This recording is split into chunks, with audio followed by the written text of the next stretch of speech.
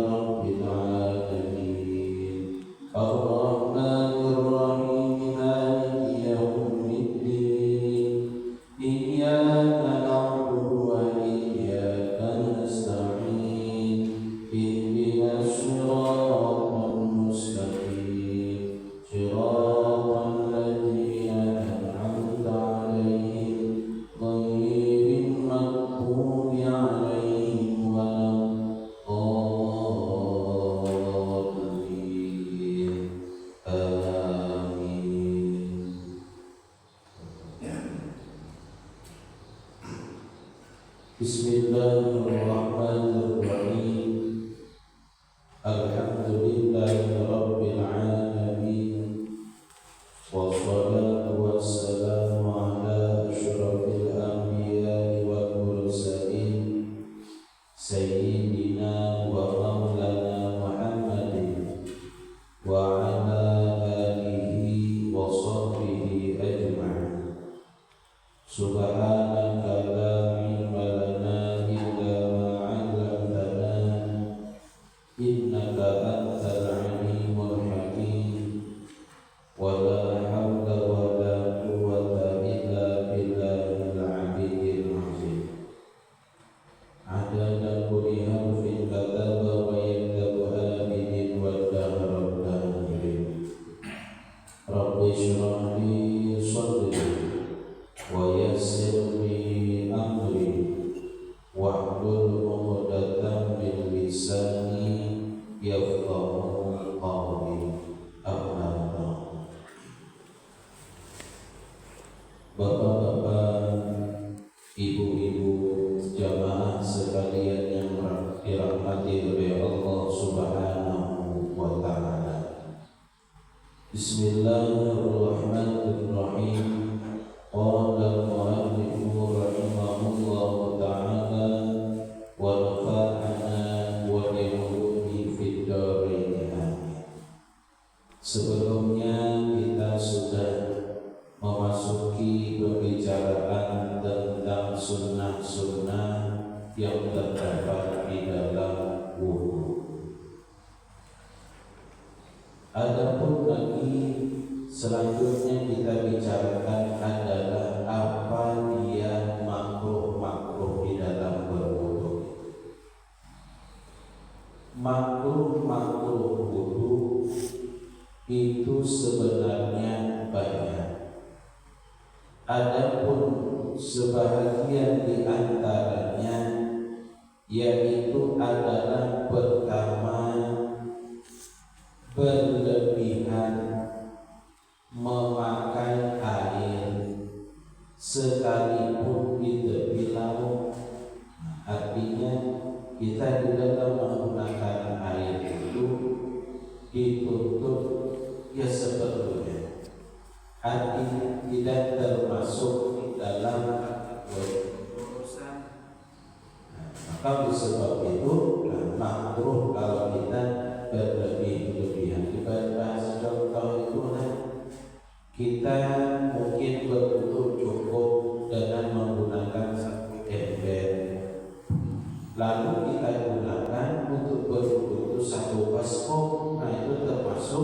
bagian daripada berlebih-lebihan.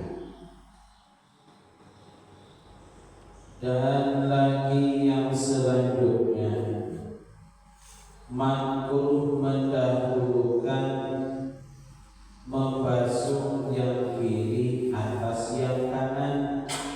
Jadi makruh pada boleh mendahulukan kiri atas yang kanan, tetapi wudunya tetap sah karena tetap sah walaupun mendahulukan yang kiri. Tapi hanya saja makruh kita memperbuatnya. Dan lagi makruh meninggalkan berkumur-kumur dan memasukkan air ke dalam hidung. Makruh betul-betul meninggalkan berkumur-kumur. Bermula hasil kalam Syekh Ibnu Hajar di dalam Syarah Al-Fadhal bahwasanya tiap-tiap yang bersalahan ulama pada wajibnya seperti berkumur-kumur dan memasukkan air ke dalam hidung dan menggosok-gosok anggota wudu dan menyapu keseluruhan kepala, yaitu makruh meninggalkannya. Jadi makruh meninggalkannya karena kurang yang disebutkan tadi. Dan lagi makruh melebihkan tiap-tiap yang disunatkan daripada 3 kali. Jadi makruh melebihkan daripada 3 kali. Cuma kawan-kawan banyak-banyak kadang-kadang sudah dari hari pasca imam dia tetap dia. Maka melebihkan itu makruh karena sudah melebihkan daripada 3 kali basuhan. Dan lagi makruh mengurangkan daripada 3 kali basuhan. Kurang dari 3 makruh, melebihkan dari 3 pun makruh. Artinya bisa mungkin harus kita selalu lakukan dengan 3 kali basuhan dan 3 kali usap. Melebihkan makruh, mengurangkan makruh. Dan lagi makruh menyampaikan air ke muka yang mana dengan cara ditampar. Artinya ditampar kepala seperti ini contohnya. Kadang kan kita wudu pada ini air pas sampai ke muka. Nah, akhirnya lah air itu terperancing menjadi atau kahiga. Nah itu yang membuat makruhnya percikan air dari muka kita itu. Kenapa? Karena akan mengganggu yang berwudu di samping kita. Karena yang percikan air dari kita apabila jatuh ke tangan orang lain, misalnya dia mengenai air jatuh ke tangan orang itu, maka air yang kena kita itu menjadi mustakmal air tadi. Nah itulah menjadi makruhnya kita memperbuat tadi. Pukul kena muka. Nah itu makruh, bukan makruh. Itulah sebagian daripada yang dimakruhkan di dalam berwudu. Artinya sebisa mungkin kita batas apik-apiknya di dalam berwudu tersebut. Lalu lagi berapa perkara yang membatalkan wudu? Perkara yang membatalkan wudu itu ialah ada 4 perkara. Jadi ada 4 perkara yang membatalkan wudu. Bapak-bapak sekalian, yang pertama yang membatalkan wudu itu adalah keluar sesuatu daripada kubul atau kubur. Orang yang hidup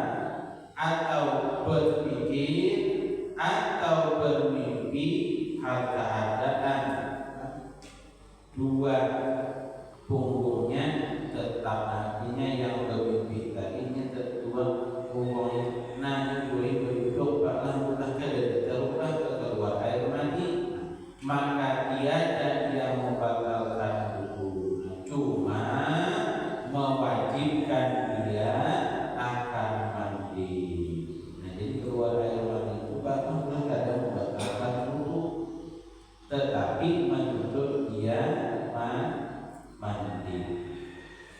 Adapun jika keluar sesuatu itu daripada orang mati dan daripada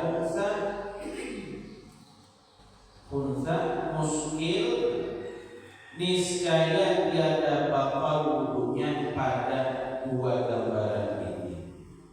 Dan adapun jika keluar daripada yang mani yang lain daripada mani dirinya, atau keluar mani dirinya yang telah dimasukkan akan dia ke dalam tubuhnya, kemudian daripada sudah keluar dia dalamnya, niscaya bakal lakunya pada dua gambaran ini pula.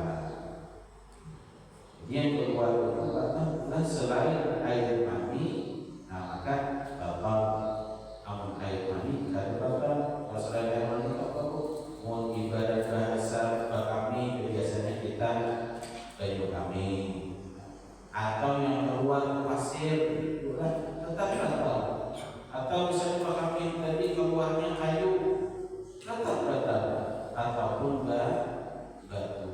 Nah, jadi kalau masih kayu kami dua patah mengkotoran, menggubur dan biasa ada kotoran kita. Ini yang dari saluran kami itu kadang bisa selain air yang keluar, bisa pasir, bisa batu. Namun pasir suai kalau ada sampai ke kami yang berkami pasir, yang kami batu suai juga yang ada suai kayu. Tapi bisa itu tidak menutup kemungkinan. Dan lagi yang kedua yang membatalkan wudu itu adalah hilang akal dengan sebab gila dan atau dengan sebab pita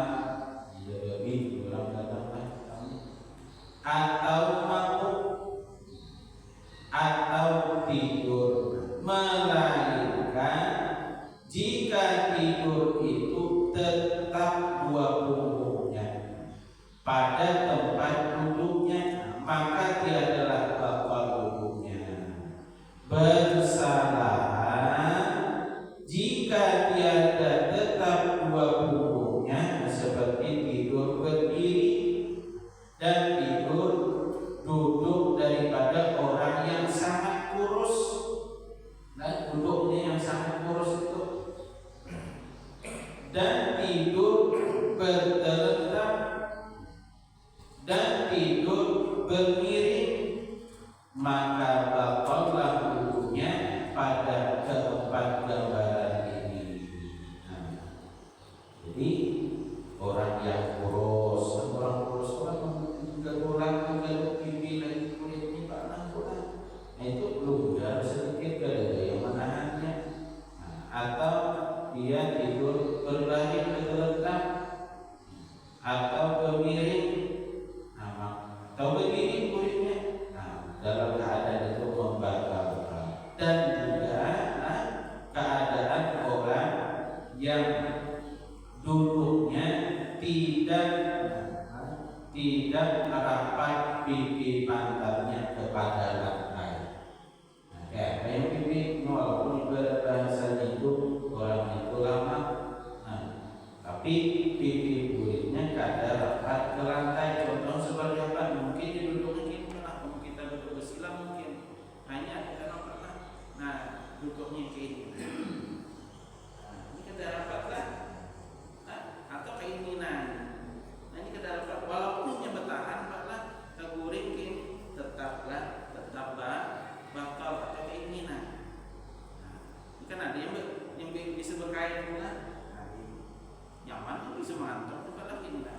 Ini sama membatalkan. Yang tidak membatalkan itu adalah yang apabila pipi burik itu rapat, duduk kayak biasa kita ini. Nah itulah yang tiada membatalkan.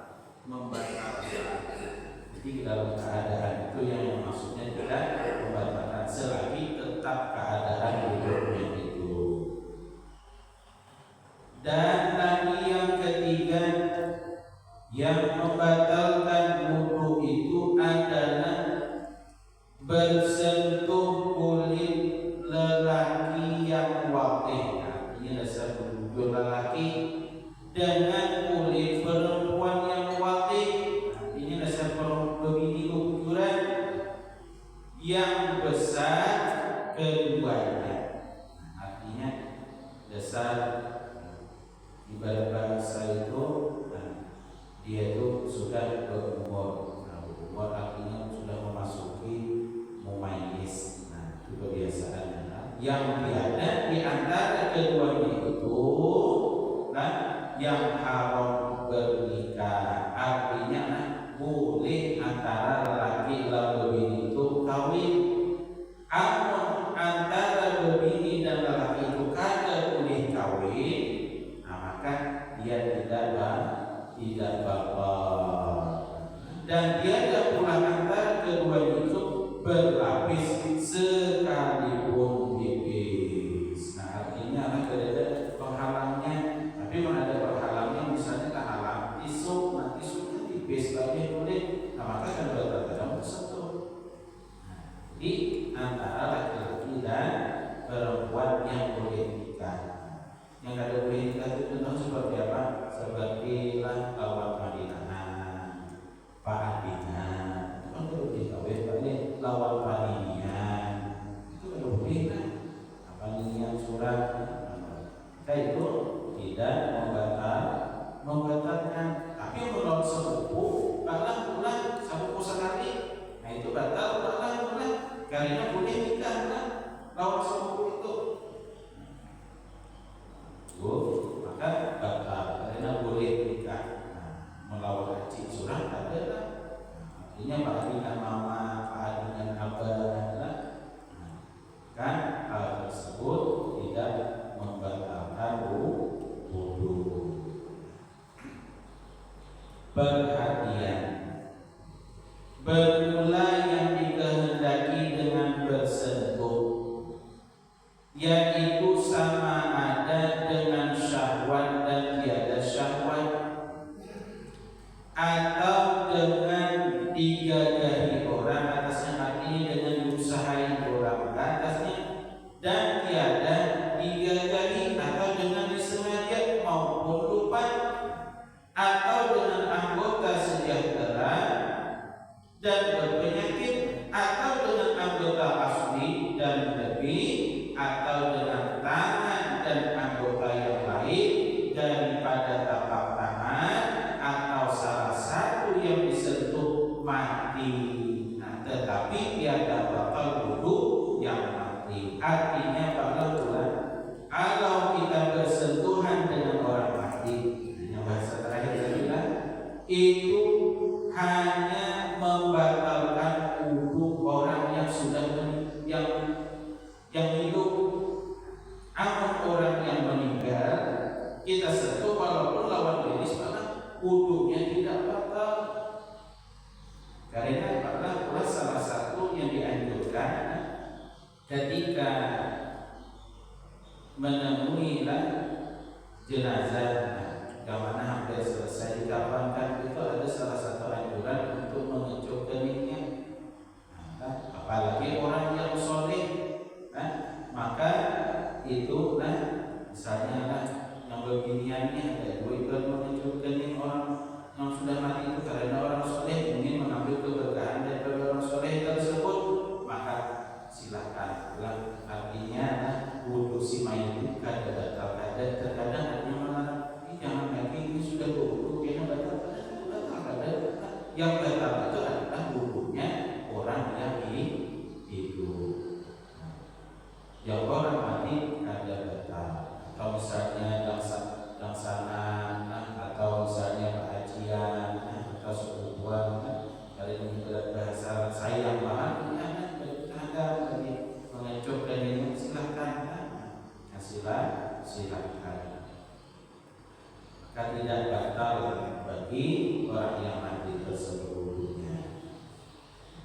Dan lagi berulang yang dikehendaki dengan kulit, yaitu masuk daging gigi dan gusi. Nah, artinya lah daging gigi itu termasuklah bagian dari kulit, dan gusi, nah gusi itu termasuk bagian kulit, dan lidah dan tulang yang nyata ia dengan sebab bukan, maka batalah wudunya dengan menyentuh yang demikian itu. Dan keluar dengan kulit itu artinya ada termasuk kulit, yaitu adalah rambut. Nah, artinya kita pas di rumah kan gua lagi bini tajam air rambut bini, maka ada betal, ada patlang pula, ada betal. Nah, karena itu pada bahasa bahasa surau kalau misalnya ke masjid kegenangan rambut bini ini namanya bini baik rambut. Nah, ada batal. Dan gigi, jadi tersentuh gigi bini itu ada batal, ada atau rambut itu tersentuh gigi lagi, nah ada batal. Dan kuku, nah jadi tersentuh kuku, nah antara laki-laki dan perempuan itu tidak membatalkan, maka dia adalah batal wudunya dengan menyentuh yang tiga tersebut: rambut, gigi, dan kuku. Dan lagi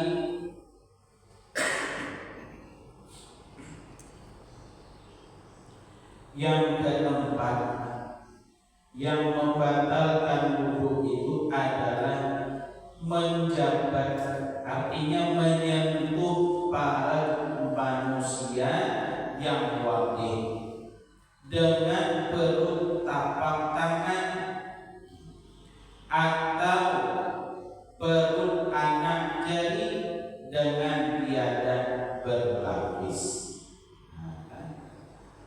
Yang mana dimaksud dengan perut tapak tangan atau bagian telapak tangan itu adalah karena kita cara mengukur itu adalah, nah seperti ini kita satukan lah. Nah, yang mana kada terlihat tangan kita ini, bagian ini, nah maka itu yang dimaksudkan dengan batin.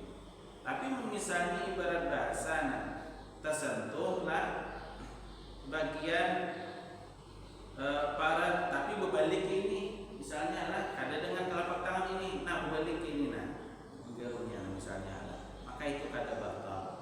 Tapi kalau seperti biasa ini menggarunya karena perut tangan ini, nah batin tangan, maka itulah yang membatalkan.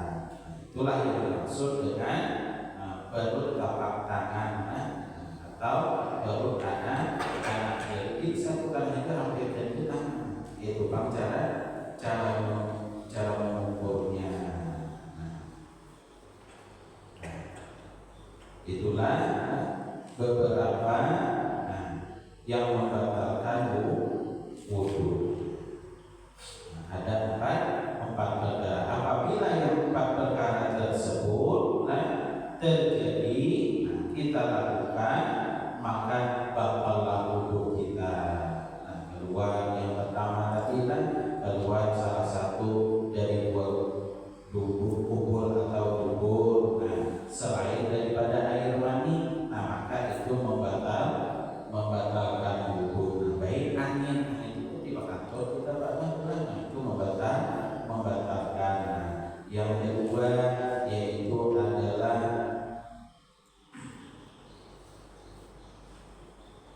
hilang akal sebab kita mabuk atau tidur. Nah, yang ketiga tersentuh kulit laki-laki yang wajib dengan kulit perempuan yang wajib tiada berlapis. Nah, yang keempat yaitu adalah menjabat atau menyentuh para manusia yang wajib dan dengan perut tapak tangan atau perut anak jari dengan tiada berlapis. Adapun lagi yang selanjutnya yaitu adalah beberapa tempat yang disunahkan pada mengambil wudu. Pada waktu apa saja kita dianjurkan?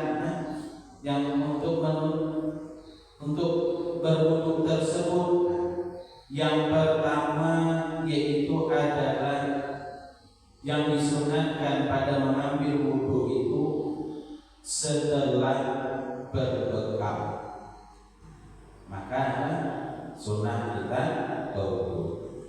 Yang kedua setelah membuang darah kotor. Yang ketiga setelah keluar darah daripada hidung. Bagi orang pingsan sunnah baginya berwudu. Yang keempat itu adalah setelah mengantuk. Yang kelima setelah tidur dengan menutupkan dua punggungnya pada tempat duduknya. Yang keenam setelah muntah.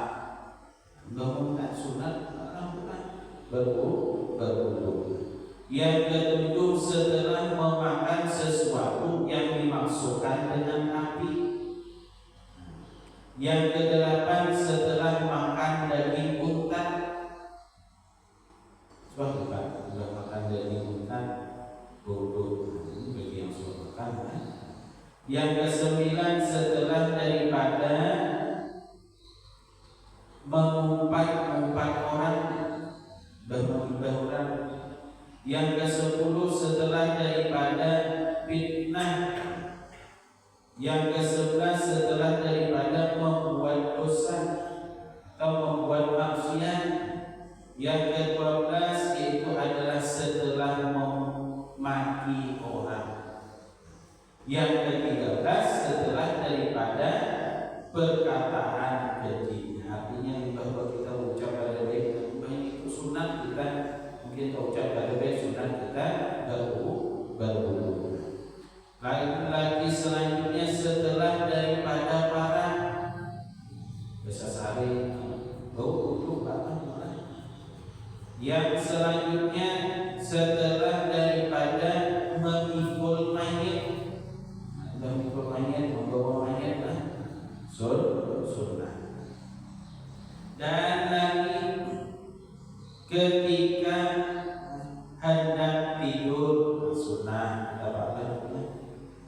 Yang selanjutnya ketika hendak membaca Al-Quran atau zikir atau hadis Nabi kita. Yang selanjutnya ketika hendak duduk di dalam masjid. Dan lagi hendak lalu daripada masjid.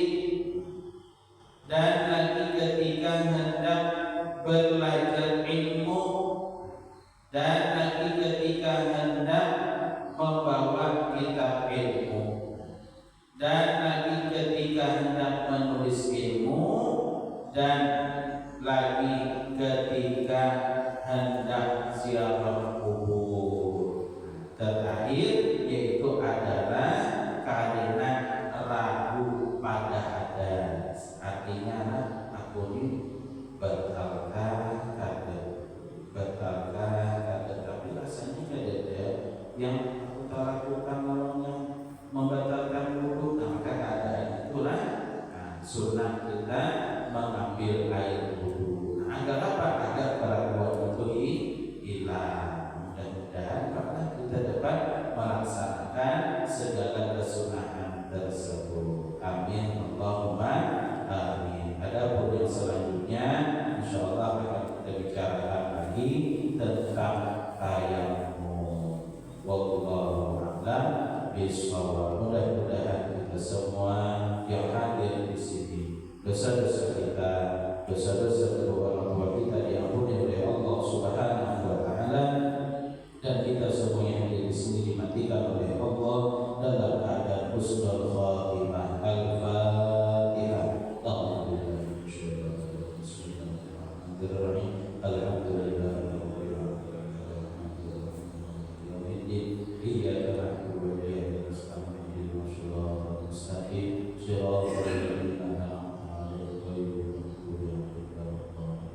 Amin amin. Bismillahirrahmanirrahim. Alhamdulillahirabbil alamin wassalatu wassalamu ala asyrofil anbiya'i wal mursalin sayyidina